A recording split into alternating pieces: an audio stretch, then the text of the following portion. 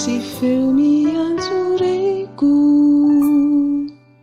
toa feo miangavy mora hoe atoloria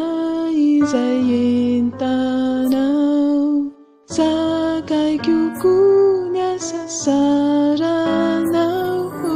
Feo mahalala izay ilaiko,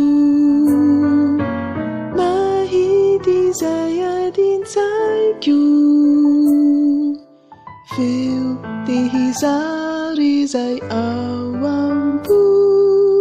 fitiavany ay tsy maro,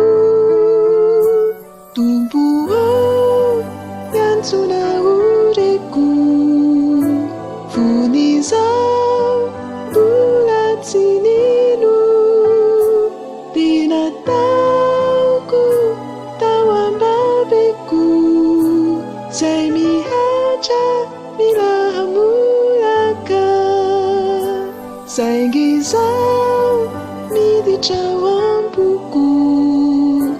lay fity natolotra hoay, mampitony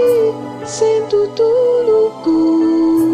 fonateo ny asa sarako ampana.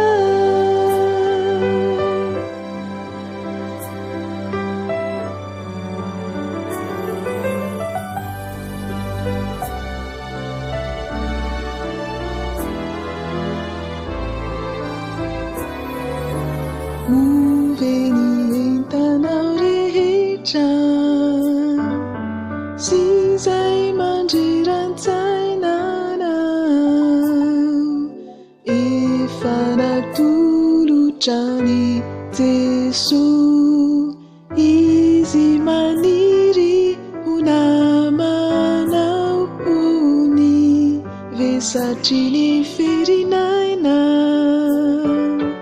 ny loza manjo rehetra, ny aiai ny tebitebimpo, omeo azy avoko, dia alao amizay reo sento, fefatojo famonjena,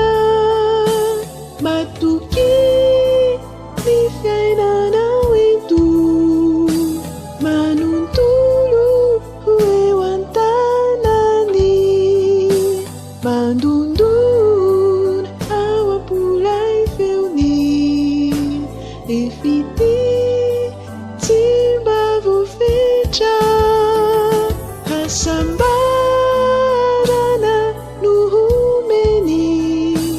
misy inzoky hanampy atsika ange.